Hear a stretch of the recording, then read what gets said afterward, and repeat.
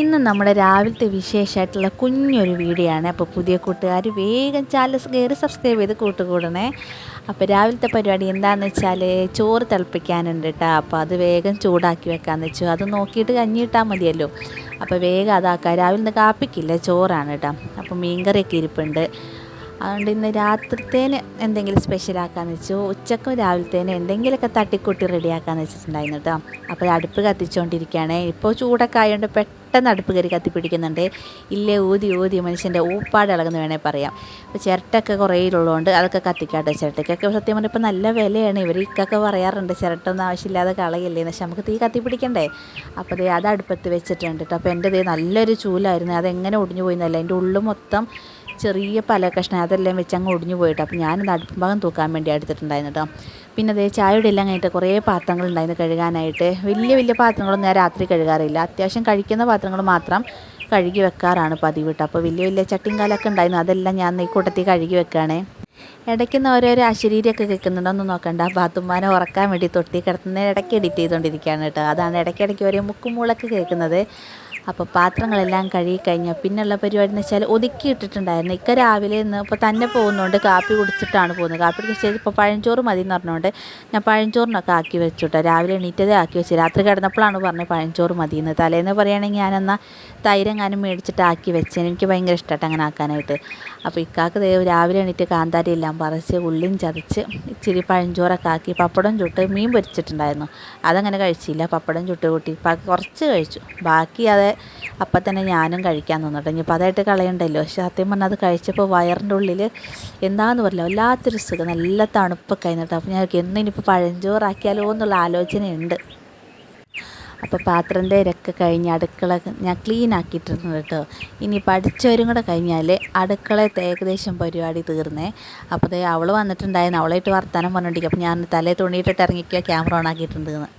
ഞാൻ വീട്ടിൽ പോയി വന്ന സമയത്ത് അവിടുന്ന് അവളെയും കൂടെ കൂട്ടിയിട്ടാണ് കേട്ടോ ഞങ്ങൾ നേരെ ആലുവയിൽ നിന്ന് ഇങ്ങോട്ട് വന്നത്. ഇപ്പോൾ അവൾക്ക് തിങ്കളാഴ്ച പോകണം. നബിദിനൊക്കെ കൂടാൻ പറ്റുമെന്ന് തോന്നുന്നു, പക്ഷേ പരിപാടി കൂടാൻ പറ്റത്തില്ല കേട്ടോ. അപ്പോൾ നമ്മൾ നബിദിനത്തിൻ്റെ ചെറിയ വിശേഷമുള്ള പരിപാടിയിലൊക്കെ വീഡിയോ ഞാൻ ഇടുന്നുണ്ട് കേട്ടോ. പാത്തുമ്മ ഉള്ളതുകൊണ്ട് നമുക്ക് എങ്ങനെ വീഡിയോ ഇടാനൊക്കെ പറ്റുമെന്നൊന്നും എനിക്കറിയത്തില്ല. എന്തായാലും എന്നെക്കൊണ്ടാവുന്ന രീതിയിലൊക്കെ ഞാൻ ഇട്ട് തരാവേ. ഫസ്റ്റ് ഡെലിവറി തൊട്ട് 4ാമത്തെ വരെ എൻ്റെ അടുത്ത് അതിൻ്റെയൊക്കെ ഓരോരോ കാര്യങ്ങളായിട്ടുള്ള ചെറിയൊരു വീഡിയോ ഇടാവുമെന്ന് ചോദിച്ചിട്ടുണ്ടായിരുന്നു കേട്ടോ. അപ്പോൾ ഞാൻ കുറേ ദിവസമായി ഇങ്ങനെ ഇടണോ വേണ്ടെന്നിങ്ങനെ ആലോചിച്ചിരിക്കുന്നു. പിന്നെ ഓർത്ത് ഇട്ടേക്കാം. അതിങ്ങനെ പറഞ്ഞു വെക്കുമ്പോൾ കുറേ നാളെയും നമുക്കും കേൾക്കുമ്പോൾ ഒരു മെമ്മറി ആണല്ലോ. പിന്നെ മൂത്ത ആളുടെ കുറച്ചൊക്കെ എനിക്ക് ഓർമ്മയുള്ളൂ.